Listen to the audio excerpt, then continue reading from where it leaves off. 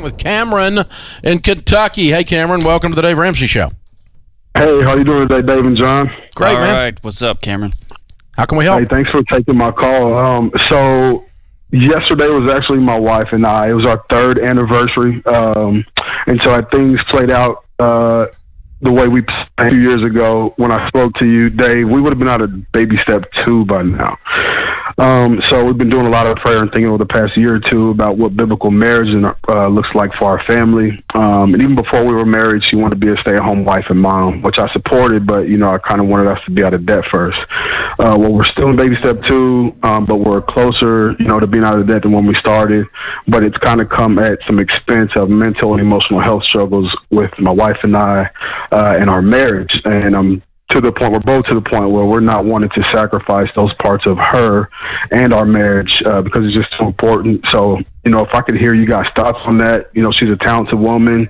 She wants to monetize some things at home and we really have a heart to be foster parents and, in the midst of waiting for our own kids that we conceive, but she's afraid to leave her job right now. So you don't have children at home? No kids yet. Okay. And so why is it she wants to be at home? So she wants to be at home, Dave. She feels called, even before we were married, she felt called to be a stay-at-home mother and wife and to work from home and raise our home and make our home, keep the home and raise kids and be able to work from home and things like that. Okay.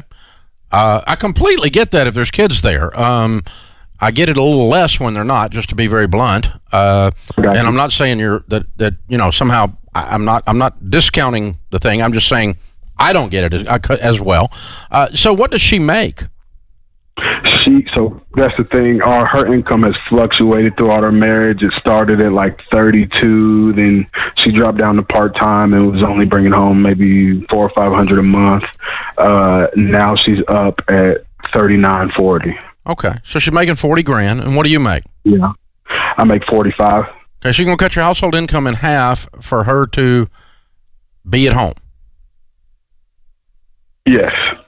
Cameron, it sounds like something else is going on, too. Is there something else besides just this dream she's had to stay at home? You said something about mental health and your relationship, and how is that all being broken down by her working? I don't understand. Because that normally doesn't destroy your mental health and your relationships. Sure. So she has to travel 30 minutes to work. Takes an hour for her to get home. When she gets home, she literally has no energy to do anything, that a wife or a woman who takes care of her husband or takes care of her house wants to do. There's things that she wants to do that she has no energy to do. She's, suffered from depression and... Are you participating in the running the house too? I am, as much as I can, yes. Okay. Yeah. Well, to start with, number one, if the only way that she can be well and avoid depression is to be at home, there's probably other mental health things going on, okay? Because work does not cause depression, and being tired does not cause depression. Depression causes being tired, but it doesn't work the other way around. So I would want to dig into the root of, which is what John was doing there, of what's really going on underneath if I were in your all shoes for your own good. If your wife were ill in any way and her being at home and working on half the income made her not be ill, in a heartbeat, we'll figure it out. You work it out. You're just going to be in debt longer. Your baby step 2 is going to take longer because you're cutting your household income in half. Your budget's going to be a lot tighter. You're going to be below the average household income in America considerably on your income alone. So you've got to investigate your options and your career track and what you can do to get your income up to offset that. But I don't want you to treat the symptom if there's real problems with your wife. I often tell folks that the biggest challenge about getting a new job is that you go with you. And so my concern here is that a change of location, a reduction in work, a change in X and Y, she's just going to have the same heart and the same challenges just at home. And so until, like Dave said, until you really address what's going on underneath that, that's just going to follow you.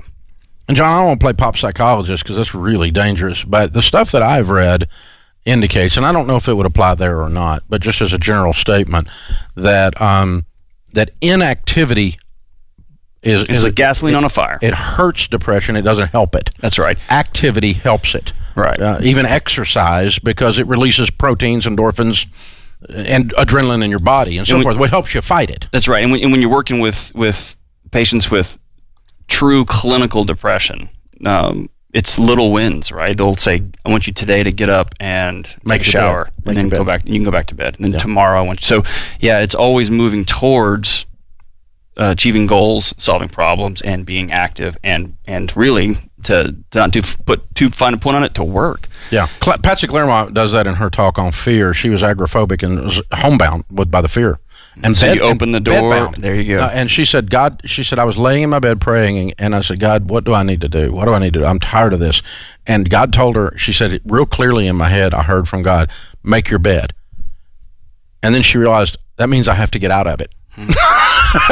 And it's a funny line in the way she delivers it, but it began her healing many, many years ago, and she had been homebound by fear. Right. I mean, it was a big deal. It was a huge thing that she had overcome, and it's a wonderful testimony, a wonderful story. But that one little step, just what you said, I thought about that, because I always laugh. She said, I'm laying in bed, and he says, make your bed, and that means I got to do two things. One, I got to get out of bed, then I got to make it, because I can't make it while I'm in it. And so, yeah, there's so activity, coming home to hide, that's the way it felt. And it scares me a little bit. It just feels, Cameron, I don't want to discount what your wife's going through. I think the pain is real, the challenge is real, the fear is real, everybody hates a 90-minute commute.